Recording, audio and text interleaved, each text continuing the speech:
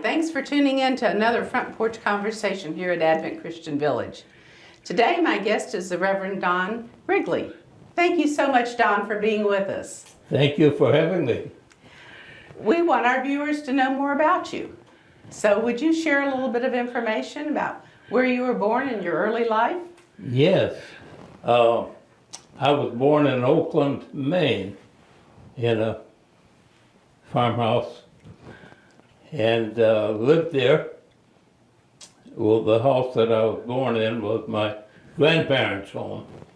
We had a farm that we lived in, but at the age of 8, I lost my dad, and my grandparents made a place for us in their home, so I lived there.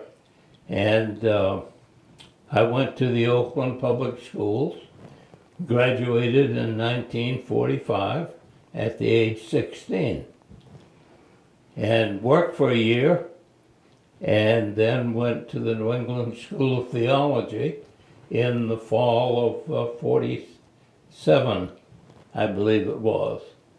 And in my second year there, this lovely girl, Marion Horn, came to, and we met, and in a couple of years more we were married, and in 1999 we celebrated 50 years of marriage and ministry together. And the one thing I've known about you, as I've known the two of you, is that it was ministry together. Yes, and that it was always so impressive to me. Well, let's back up a minute because you just gave us a whole history. Just the high points. Did you have siblings? Yes, I did. I had an older sister, Dorothy. Thomas was her married name, and she was a resident here at Good Samaritan Center. And then a younger sister, Ruth, who their life was shorter than we would have liked it to have been. Sure. What were your favorite memories growing up as a child? Your favorite childhood memories? My reading? Now, what were your favorite memories of things you did growing up? Well, I remember very much the little farm that we lived on, and my dad not only had a farm, but he had his own butchering business, and I remember we always had animals coming and going, and little chickens and big chickens, and horses and cows, and there were chores that I was learning to do. And those are the early times, but I guess the thing that I remember most is that from the time I was born, my parents took me to church. And so church always was a very big part of my life. Those are the early memories. Mm-hmm. Did you grow up in the Advent Christian Church? Yes, my folks were very dedicated Christians, and my mother's family were in the church, and church was a central part of our lives. And the truths, well, by that I mean the Christian principles and doctrines, were very important, and they were practiced in the home. So. And they still are in your home, aren't they? Yes, we still have them there. That's been very important. At New England School of Theology, I understand you met some other people that live here now, or have lived here. Yes. One of the ladies was Ruth Gifford, a lady who later married Eddie Carter, and the two of them became a gospel team and traveled all over the country. We met them. They lived here at the village, as you may recall. Others that we were in school with, I'm trying to think now. Janice Chapman was there, and others that we met following, but not too many that were in my class were here. I believe you said that Cushman Bryant was your roommate 1 year in college? Well, not for a full year, Oh, okay. but my first day at college and his first day at college. He was just out of the Navy and felt called to prepare for the ministry. And when we arrived at the college, not all of the room assignments had been made. And that first night, we were in the same room. It was a kind of a joke between us as to why they never let us be together again. Well, that's one of the things that always has amazed me here at Advent Christian Village is how long people have had relationships with other members here. Yes. From childhood through college Yes. and the rest of their lives. Paths that have separated meet and cross here at the village. After the New England School of Theology, did Marion also attend for 4 years there? Marion came my second, she was there only 2 years. I was there 4 years. So she came at the beginning of my third year. And she studied for 2 years there. And I know the rest of the story is you got married, but tell us about that. Well, we did get married. It was a hot day in August, at the 30th of August. My mother always told me that I couldn't get married till I was 21. I turned 21 on the 18th. On the 30th, we were married. That was a Tuesday, and we took our short honeymoon up into the New Hampshire mountains and across into Maine. And then that Saturday, September 3rd, I believe it was, I was ordained to the Advent Christian ministry. So that was that busy week. Yes, it was. And she chose not to pursue her studies, but together, and there were opportunities to serve the Lord, and we took those opportunities. What was your first assignment after ordination? After ordination, well, at the time I was ordained, I, of course, had to have a ministerial license to follow the policy. I was a student pastor of a church that we were, as a conference, the Maine State Conference was trying to revive in Bath, Maine. So that was where we set up our first home. And I was still going to the New England School of Theology, and we didn't have a car, so I hitchhiked back and forth about 150 miles. And that was with my first assignment. But within a few months, I was called to another church in Whitman, Massachusetts, where we served together for about 3 years. And then from then we moved on.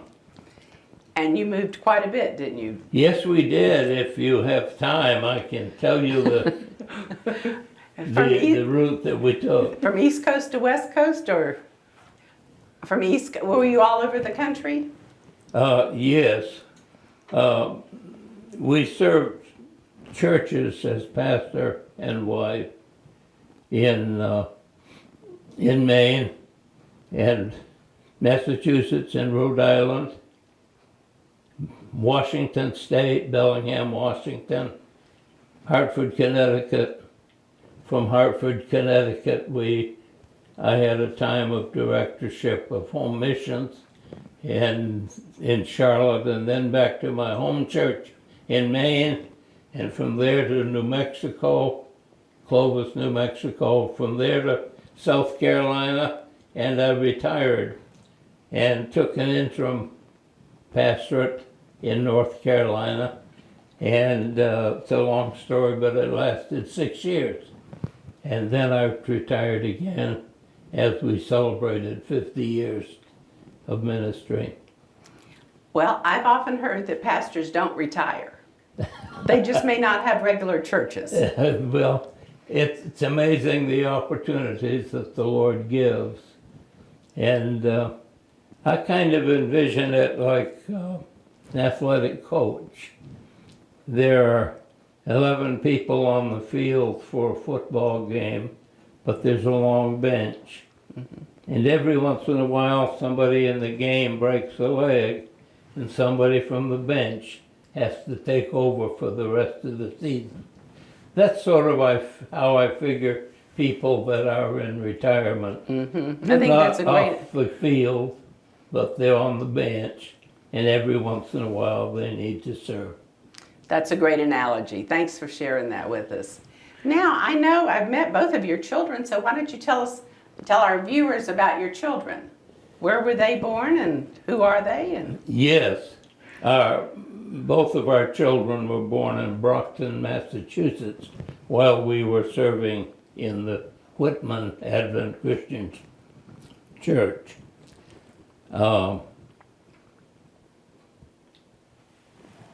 What was the other part of it? what are their names? And Oh, name. what happened after that? After they Our were born? firstborn name is Susan. And then Donald was our secondborn. He's also an ordained minister. And then we had a third child that unfortunately died a few days after childbirth, but we've always considered her a part of our family. Absolutely. And we talk about her being another sister in the family. And tell our viewers who Susan is. They might know Susan as well. Susan is now Susan Darby. She's the office manager at the Bixler Memorial Advent Christian Church here at the village. Right, and when you call on the phone, that's who you get. And Susan will help you. That is true. Susan ministers there too. I call her that nice lady at the church who helps me. Well, she's a nice lady at the church who helps a lot of people. Don, would you say your most memorable experience in the ministry was? That's very hard to come up with because I thoroughly enjoyed the ministry. When I was first training, I had a vision of being an evangelist. But through the years, I've learned that the most satisfying part of the ministry was the pastoral ministry. The lengthier contact with people and helping people through difficult times. I don't know, it's hard to pick out which one I'm is sure the most after 50 memorable. years. The first funeral, for instance, that I was called to care was for a very young child, 5 years of age, who had cancer. So ministering that with that family has always been memorable.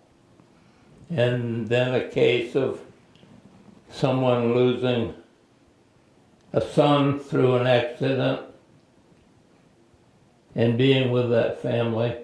It was the times when I could minister directly or try to bring comfort and direction for spiritual things. These are the things that are most memorable. And I bet to those you ministered to as well. Yes, I have memorable experience, but the word most throws me off. Well, sorry to put you at odds with what to decide That's on. all right. When you were in charge of missions, did you travel to any of the missionary locations? Yes, these were home missions. Everything was here in the States. At the time, prior to me, churches had been opened in New Mexico, and Janice and Bill Chapman were pastoring there and their family. So I visited that field with them, and then we had some other churches there as well. We had a church in Memphis, Tennessee that is still very, very active and is doing a great ministry. And then Hope Church in Chicago was just getting started, and it's a very noticeable ministry now. Then part of my work was to serve as an evangelist if called upon to do it. And I did have opportunity to preach in many different states and meet a lot of people, be in their homes, and to enjoy how they lived and worshiped, and was very rewarding. I think when we learn about other people and their religious experience, it helps our own faith too. Yes. You mentioned that I traveled a lot. I also had responsibility, as all the directors at the Advent Christian General Conference had, of promoting the whole ministry. And when I first became director, the first trip that I took was an 8-week trip to California and back in a Volkswagen. That was Was very that enjoyable. a Beetle? It was a Beetle. I think it was a 66. I remember those well. It was a good vehicle, but if I had to pass a truck, it was scary. I bet. And you probably passed a lot of trips going cross country. Well, trucks. we enjoyed that.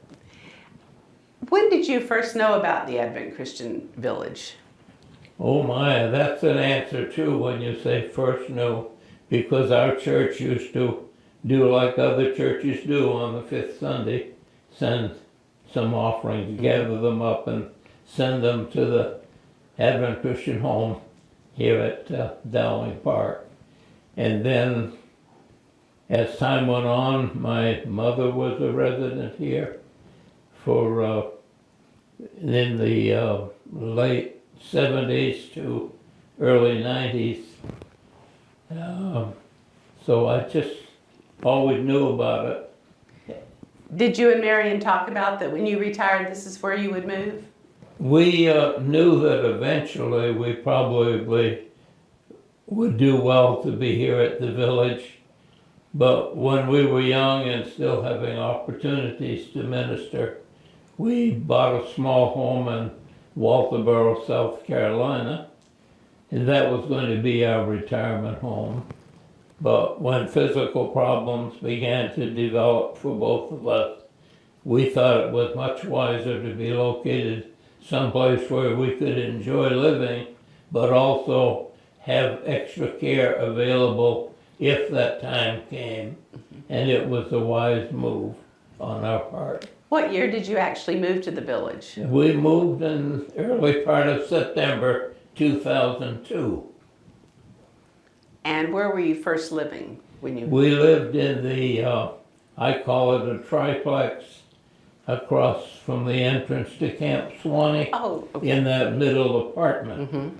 And we enjoyed that very much. But then my daughter Susan and her husband bought a home in Butterfield Acres and enlarged the home and invited us to come and live with them, where we lived for 9 years. Then, following that, we felt it wiser to be living on campus, where all the facilities of the village would be readily and conveniently available. And you're still living at Carter House? Yes, that's right. I think it's about 3.5 years now. And I would say you still have a ministry there as well, anywhere else you are on campus. Well, thank you. People seek you out to talk with you and pray with you. We at times.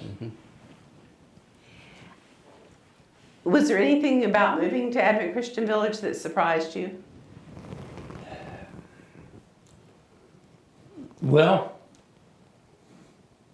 not really, but one time Darlene Hendricks and I were talking about something, and I was supposed to write a little paragraph about something, and I wrote, "It's better felt than telt." And she didn't think that was acceptable for print. But that's the way it is. You have to feel the village firsthand before you can fully understand it. And we have not been disappointed in that. It's a very unusual community, but a Yes. very special community. Very special. One of the things that surprised me was the unexpected opportunities to continue in the work that I've done all my life in ministry on occasion. I'm sure that's a blessing to you, but it's a blessing to many others as well. Well, thank you. It is a privilege. Well, now that you're here and Susan is here, you have a lot more family members, don't you? Oh, yes. All of her family is in the area, although her son lives in Lake City, but her daughter, another daughter, two daughters live here in the community, and they're all very active in the church. And I know it amazes people when we talk about we have a youth pastor Yes. at the village, at a retirement community, but that's because so many families live near us and have children. Yes. And I think that's a great advantage, and I'm Yes. sure it is for you to be able to be so close to your grandchildren and children. Yes. They have profited very much spiritually from all the things that are directed to them in terms of fellowship and ministry. Can you think of anybody else that you would say you've known long-term, like 60 or 70 years, that lives here? Beyond the family, well, Pomeroy Carter, Right. yes. There was a time when he was in college too, and my wife actually served him and several other young men from the college a meal. And when we were in Rhode Island and he was traveling. So our friendship with him goes back to that. If you were to give a young person advice today, what advice would you give them? Advice? About what? Life in general, as a young Life in person. general. Live it to the full, but do it within the parameters of what the Bible teaches us. And I don't think that should be painful. I think it should be joyful. And trusting in Christ as Savior and serving Him as Lord is a wonderful privilege with a great future. But there is a day-to-day blessing that comes to all who do that. Absolutely. What haven't I asked you that you would like to tell us about? Well, I want to talk just a minute about what I'm doing now Oh, wonderful. and the people that I minister with. Since last November, I've been responsible for leading the midweek prayer meeting on Wednesday night.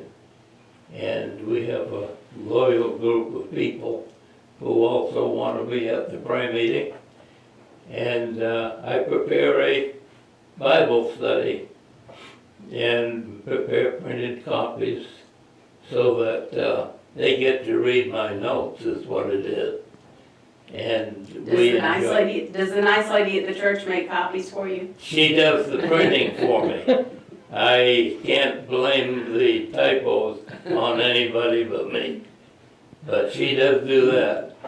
And so this, I've enjoyed doing it very much, and they seem to have it, but there's a strong spirit of prayer among these people.